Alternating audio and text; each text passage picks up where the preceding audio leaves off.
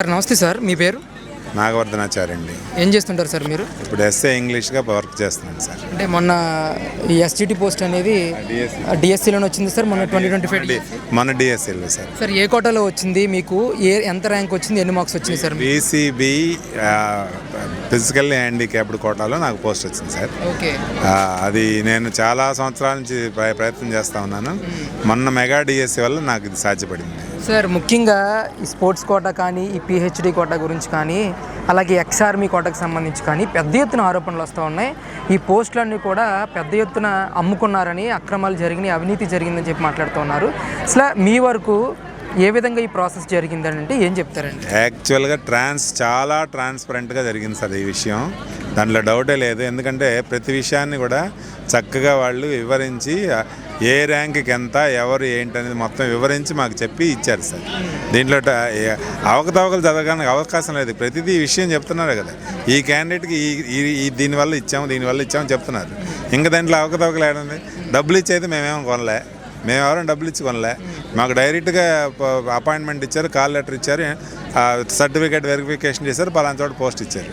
ఇంక దీంట్లో దగా ఎక్కడ ఉంది చెప్పండి సార్? మీరు ఫిజికల్లీ హ్యాండిక్యాప్డ్ కోటాలోనే ఉద్యోగం వచ్చింది నాకు అని చెప్తా ఉన్నారు. అసలు నోటిఫికేషన్ ఇచ్చినప్పటి నుంచి మీరు టీచర్గా అపాయింట్మెంట్ అయ్యేంత వరకు కూడా ఈ ప్రాసెస్ అంతా ఎలా జరిగింది సార్ అంటే ఏం చెప్తారండి? అది ప్రాసెస్ ఏం లేదు సార్. ఎగ్జామ్ రాసాము, దాంట్లో మార్కులు వచ్చినాయి. మార్కుల ప్రకారం రిజర్వేషన్లో ఆ రిజర్వేషన్ ప్రకారం మనకి ఏ ర్యాంక్కి ఎంత ఉన్నది దాని ప్రకారం డివైడ్ చేసి మనం కాల్ లెటర్ పిలిచారు, వచ్చేసింది అంతే. ఎక్కడ ఇబ్బంది ఏం జరగల. అంటే సార్ నోటిఫికేషన్ ఇచ్చినప్పటి నుంచి మీరు టీచర్గా ఉద్యోగం సంపాదించేంత వరకు కూడా ఎక్కడైనా ఏ రోజైనా ఈ 150 రోజుల్లో అక్రమాలు జరుగుతున్నాయని కానీ, అవినీతి జరుగుతుందని కానీ, పోస్టులు అమ్ముకుంటున్నారని కానీ ఏమన్నా మీకు ఏమి రాలేదు సార్. మా దృష్టికి అయితే ఏం రాలేదు. మేము డైరెక్ట్గా ఎగ్జామ్ రాసాము, మార్కులు వచ్చినాయి.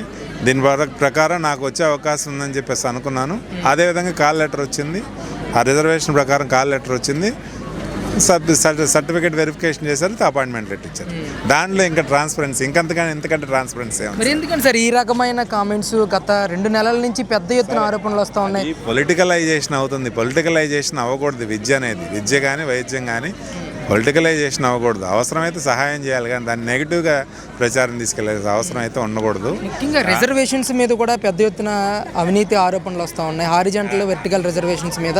అసలు దీని గురించి ఏం చెప్తారు? అది వాళ్ళ యొక్క డిస్క్రిమినేషన్ సార్, వాళ్ళ విచక్షణ. అది కరెక్ట్గా అలా మాట్లాడటం కరెక్టా కాదా, ఇది ఎంతవరకు ఉంది, ఇది ఇలా చేయొచ్చా లేదనేది ఎవరు మాట్లాడుతున్నారో వాళ్ళ యొక్క విచక్షణ.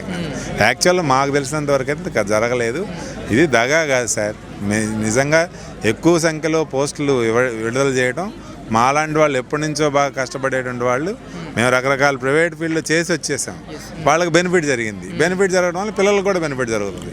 దీన్ని నెగిటివ్ చేస్తే ఏమవుతుందండి? అందరికీ లాసే కదా. అది కరెక్ట్ కాదని మా ఉద్దేశం. సార్ ఇప్పుడు పెద్ద ఎత్తున ఏ కోటాలో అయితే అవినీతి ఆరోపణలు ఎదుర్కొంటూ ఉన్నారో ఆ కోటాలోనే మీరు ఉద్యోగం కూడా సంపాదించారు. మరి మీరు ఈ ఆరోపణలన్నీ వింటూ ఉన్నప్పుడు మీ వృత్తి మీద ఇది ఎంతవరకు ఎఫెక్ట్ చూపిస్తుందండి? అసలు ఇప్పుడేం ఎఫెక్ట్ అంటే ఏం లేదు. అంత ఒక రూల్ ప్రకారం జరిగింది కదా, జరిగితే ఇంకా ఎఫెక్ట్ ఏముంటుంది? దాన్ని కావాలని ఇంకేదైనా చేస్తే తప్ప మనం ఏం జరిగింది అయితే ఎఫెక్ట్ ఏముండదు. అంత ట్రాన్స్పరెన్సీ. అంటే ఈ స్పోర్ట్స్ కోటా కానీ, ఈ వికలాంగుల కోటా కానీ, ఎక్స్ ఆర్మీ కోటా కానీ అసలు టెట్టే రాయలేదు అభ్యర్థులు ఎవరు కూడా, వాళ్ళకు కూడా పోస్టింగ్లు ఇచ్చారని చెప్పి పేరునని మాట్లాడుతారు. అది కరెక్ట్ కాదు సార్. టెట్ రాయకుండా అసలు ఎలిజిబిలిటీ లేదు. అది మనం మాన్యువల్ కాదు సార్, ఇది కంప్యూటరైజ్డ్. మేము వెళ్ళినప్పుడు టెట్ క్వాలిఫై అయ్యాడు, సర్టిఫికేట్ వెరిఫికేషన్ అప్పుడు మన నెంబర్ చెప్పగానే టెట్ క్వాలిఫై అయ్యాడు లేదో వాళ్ళే చెప్పేస్తున్నారు. టెట్ క్వాలిఫై కాకపోతే పక్కన పెట్టేస్తారు వాళ్ళు. అలాంటప్పుడు టెట్ క్వాలిఫై అయిన క్యాండిడేట్ని ఎట్లా తీసుకుంటారు? అది కరెక్ట్ కాదు. అంటే సార్ మరి గత కొన్ని రోజులుగా చూస్తుంటే రాష్ట్ర వ్యాప్తంగా వైఎస్ఆర్సీపీ పార్టీ నిరసనలు చేస్తూ ఉంది. ఏపీ జెన్జీ అని, అలాగే మీలాంటి అభ్యర్థులు డిఎస్సి ఆస్పిరెంట్స్ని కూడా అందులో ఉన్నారు అని చెప్పి, ఈ డిఎస్సీలు అక్రమాలు జరిగినాయి అని చెప్పి వాళ్ళే గలమిప్పుతున్నారని చెప్పి మాట్లాడుతున్నారు. ఇది ఎంతవరకు వస్తాం? అది కరెక్ట్ కాదు సార్. మాకు తెలుసు, as far as I know that is not correct. అదేంటంటే వాళ్ళ డిస్క్రిప్షన్, ఇక మనం చెప్పకూడదు. దాన్ని పొలిటికలైజేషన్ చేయకూడదు. అదొకటే మా ఆలోచన సార్. ముఖ్యంగా విద్యాశాఖ మంత్రి నారా లోకేష్ మీద కూడా ఈ ఆరోపణల దృష్ట్యా ఆయన రాజీనామా చేయాలి ఆ శాఖకి అని చెప్పి డిమాండ్ చేస్తూ ఉన్నారు. మీరేమంటారు దీన్ని? అన్నీ sir political stunt sir. Politicalisation వచ్చినప్పుడు ఒకదానికోటి వస్తూ ఉంటుంది. అవన్నీ అసలు కరెక్ట్ కాదనేది మా బేసిక్ రూల్ అనమాట. బేసిక్ రూల్ ఏంటంటే వీళ్ళు కష్టపడి వచ్చారు, వాళ్ళు కష్టపడిన దానికి ఫలితం వచ్చింది. ఏదైనా తేడా జరిగింది అనుకో దాని వరకు రివీల్ చేయాలి, కానీ అందరినీ ఇబ్బంది పెట్టాలనేది కరెక్ట్ కాదు. సార్, ఈరోజు విజయవాడలో నిర్వహించినటువంటి ఈ మెగా టీచర్ ర్యాలీకి మీరు కూడా పాల్పంచుకున్నారు. అసలు దీని ద్వారా ప్రజలకు కానీ, డిఎస్సి ఆస్పిరెంట్స్ కానీ, జెన్జీ యూత్ కానీ మీరు ఇచ్చే సందేశం ఏంటండి? ఏంది ఒకటే సందేశం సార్, మేము రాసింది చాలా కష్టపడి రాస్తాం, ట్రాన్స్పరెంట్గా జరిగినాయి, ట్రాన్స్పరెంట్గా మేము ఉద్యోగాలు తీసుకున్నాం. దానికి మించి ఇక ఈ మిగతా ఆరోపణలన్నీ అవాస్తవాలు. దయచేసి విద్యని వైద్యాన్ని పొలిటికలైజేషన్ చేయొద్దు అనేది మా ఉద్దేశం సార్. అంతకు థ్యాంక్ యూ సార్. రైట్.